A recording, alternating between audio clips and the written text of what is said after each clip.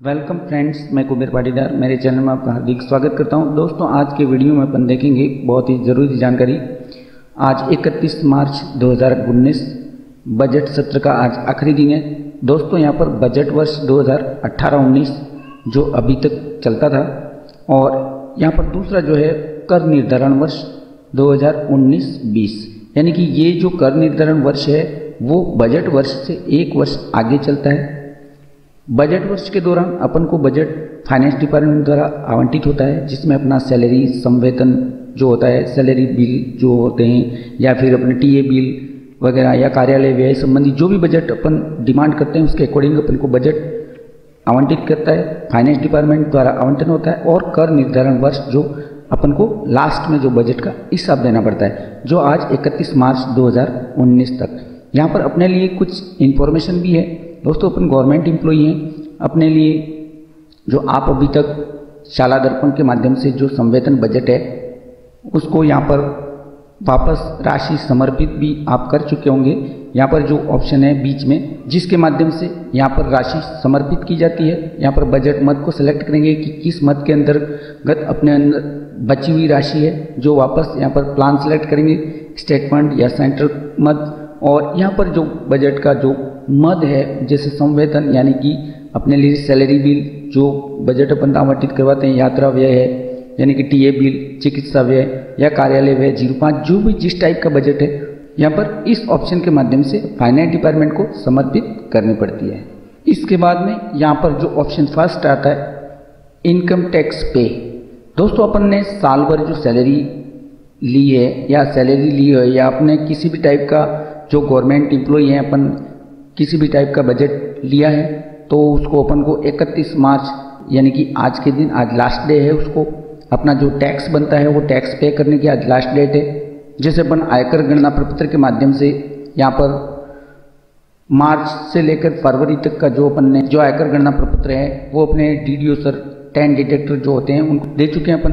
तो यहाँ पर अपना टैक्स जो बन रहा है अपन ने अभी तक अगर पे नहीं किया है तो आज रात 12 बजे से पहले तक अपन पे कर सकते हैं। यहाँ पर जो अपना टैक्स बनता है उसको अपन को इनकम टैक्स डिपार्टमेंट को पे करना होता है। दोस्तों, अभी तक अगर आपका बकाया टैक्स है और आपने अभी तक पे नहीं किया है तो आज 31 मार्च लास्ट डे है, रात 12 बजे तक आप ई पे टैक्स ऑनलाइन की मदद से आप ऑनलाइन कर सकते हैं। दोस्तों, आज बैंक हॉलीडे है इसलिए रसीद जनरेट नहीं होगी, बल्कि आपका जो टैक्स है वो जमा हो जाएगा।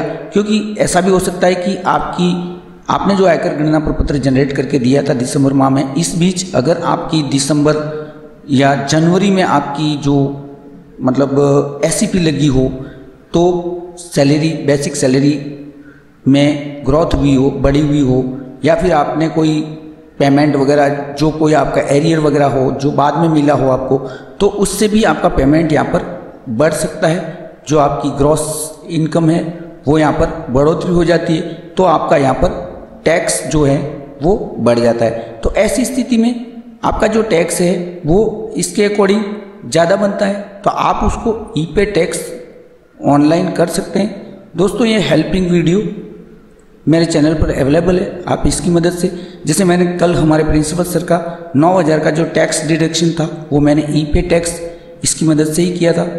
बिल्कुल ऑनलाइन प्रोसेस है ये और सक्सेसफुल प्रोसेस है, आप इसकी मदद ले सकते हैं। और भी अगर बकाया टैक्स रह गया है तो आप जब ITR फिल करेंगे, जब ई पे टैक्स कर सकते हैं। यहाँ पर 280 चालान सिलेक्शन होगा।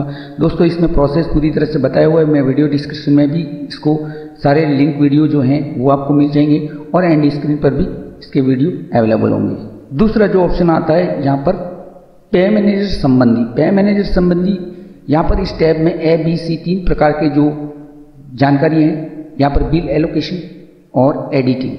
बिल एलोकेशन यानी कि बिल जो अपन एलोकेट करेंगे वो अपन एक नंबर से बिल रजिस्टर के अकॉर्डिंग अपन बिल नंबर, क्योंकि मार्च वित्तीय वर्ष जो कल 1 अप्रैल से यहाँ पर जो बजट वर्ष है यानी कि फाइनेंशियल ईयर 2019-20 लगेगा और असेसमेंट ईयर 2020-21 लगेगा। बिल एलोकेशन में अपन यहाँ पर बिल प्रोसेसिंग की टैब में जब बिल नंबर एलोकेट करेंगे तो यहाँ पर अपना जो बिल रजिस्टर है उसके अकॉर्डिंग यहाँ पर जो बजट सत्र अपना नए सिरे से लागू हो रहा है, इसलिए यहाँ पर जो बिल नंबर लगेगा वो 1 से शुरू होगा। यहाँ पर जो सैलरी बिल प्रोसेस होंगे, सैलरी बिल अभी प्रोसेस नहीं करने, 1 अप्रैल को कल कोई सैलरी बिल प्रोसेस होंगे दोस्तों। तो यहाँ पर जो बिल नंबर जो सबमिट होगा वो 1 नंबर से शुरू होगा। और दूसरा जो ऑप्शन आता है एडिटिंग्स का, एडिटिंग्स में यहाँ पर इम्प्लॉय पे डिटेल में जाकर के अपन को चेक कर लेना है कि किसी भी इम्प्लॉय की सैलरी संबंधी जो एडिटिंग है, जैसे फरवरी माह तक जो इनकम टैक्स की जो प्रीमियम अपन को जमा करानी थी तो वो अपन ने जमा करवाई है, तो उसमें जो कटा हुआ टैक्स की जो प्रीमियम डाली हुई थी वो प्रीमियम अपन को एक एक इम्प्लॉय की, प्रत्येक इम्प्लॉय की देख लेनी है। यहाँ से इम्प्लॉय सेलेक्ट करना है और उसको यहाँ पर देख लेना है कि इनकम टैक्स की जो कैलकुलेशन अपने डाली हुई थी, यहाँ पर जो टैक्स कटौती वो किसी इम्प्लॉय की रह तो नहीं गई है, क्योंकि यहाँ पर अगर रह जाती है और यहाँ सैलरी के बिल प्रोसेस कर देते तो इम्प्लॉय को नुकसान हो सकता है।